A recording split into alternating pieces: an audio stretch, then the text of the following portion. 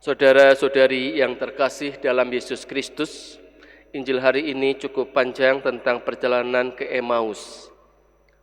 Waktu saya masih frater, ada satu program di Seminari Tinggi Fermentum, yaitu perjalanan Emmaus. Sesuai dengan Injil hari ini, berjalan bersama dengan seorang frater selama 2 minggu. Dan teman seperjalanan saya tidak boleh dipilih oleh saya. Jadi rektor sendiri yang memilih siapa teman perjalanan saya. Saya ingat waktu itu saya kelas tingkat akhir di Seminari Tinggi Fermentum, dan teman perjalanan saya adalah adik kelas saya yang cukup jauh. Sebetulnya saya tidak mengenal dia, hanya mengenal secara fisik, tapi secara hati dan batin tidak mengenal dia. Lalu kami berjalan bersama. 2 hari perjalanan, terasa perjalanannya basa-basi saja, ya asal jalan saja. Ya.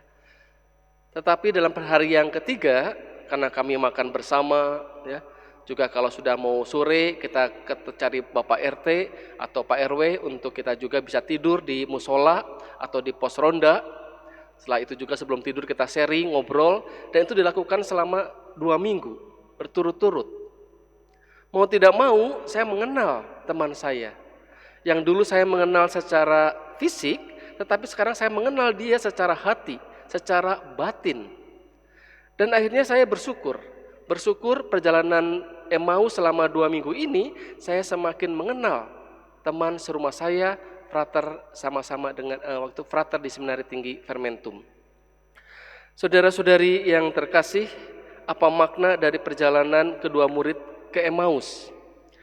Bagaimana mereka sebetulnya mengenal fisik Yesus, tetapi secara rohani, secara batin, mereka dibukakan pada saat perjalanan ke Emmaus. Mereka ke Emmaus sebetulnya dalam situasi yang tidak pas, kecewa, sedih, ya. Tetapi justru Yesus hadir tengah-tengah mereka, dan mereka membukakan mata dan hati mereka sehingga mengenal pribadi Yesus lebih dalam.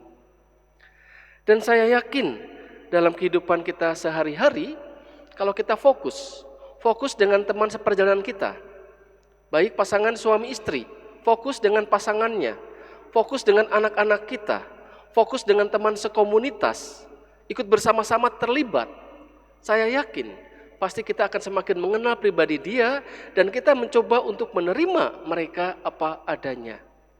Dan yang paling penting, bahwa Yesus menemani perjalanan kita.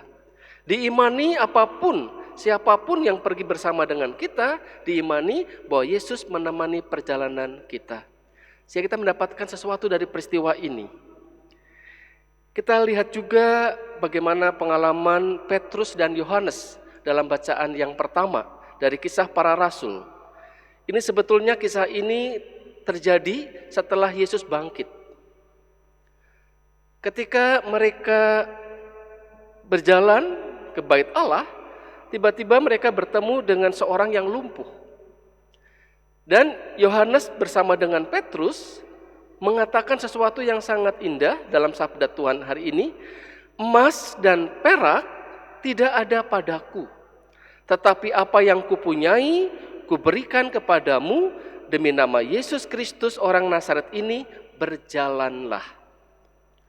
Dulu mereka hanya mengenal Yesus secara fisik. Tetapi setelah kebangkitan Yesus, Yohanes dan Petrus dibentuk oleh Yesus untuk menjadi pribadi yang lebih matang dan juga siap untuk bersaksi. Bahkan kalau kita diminta juga oleh Tuhan untuk bersaksi. Hari ini, kemarin kebangkitan Yesus, selama 50 hari kita dipersiapkan oleh Tuhan. Sampai nanti Pentakosta, turunnya Roh Kudus atas para rasul. Dan sudah itu kita harus bersaksi. Lalu bagaimana caranya kita bersaksi? Dikatakan bahwa peristiwa Emmaus, bagaimana kedua murid itu mengenal Yesus pada saat Yesus mengangkat roti, yaitu Ekaristi. Ekaristi yang kita jalankan setiap hari seharusnya membantu kita untuk semakin mengenal pribadi Yesus lebih dalam. Ekaristi yang kita jalankan dan kita terima tubuh Kristus seharusnya memberikan kesaksian kepada banyak orang. Sehingga hari ini mari kita bersyukur atas kesempatan yang diberikan Tuhan kepada kita. Mari selama 50 hari ini kita persiapkan diri kita. Sesudah Pentakosta, turunnya Roh Kudus atas para rasul, turunnya Roh Kudus atas kita semua, kita harus bisa bersaksi. Kesaksian apa yang harus kita berikan? Kesaksian kedekatan kita dengan Tuhan. Untuk kita sampaikan kepada banyak orang, itulah kesaksian yang murni. Bagaimana saya dekat dengan Tuhan, mengalami pribadi yang satu ini. Kalau saya baca buku harian dari Suster Teresa dari Kalkuta, ya, bagaimana Suster Teresa dari Kalkuta di biaranya itu, misa itu jam 5 pagi. Tapi jam 4 pagi, Suster Teresa sudah tinggal, diam di kapel itu selama 1 jam untuk fokus bersama dengan Yesus.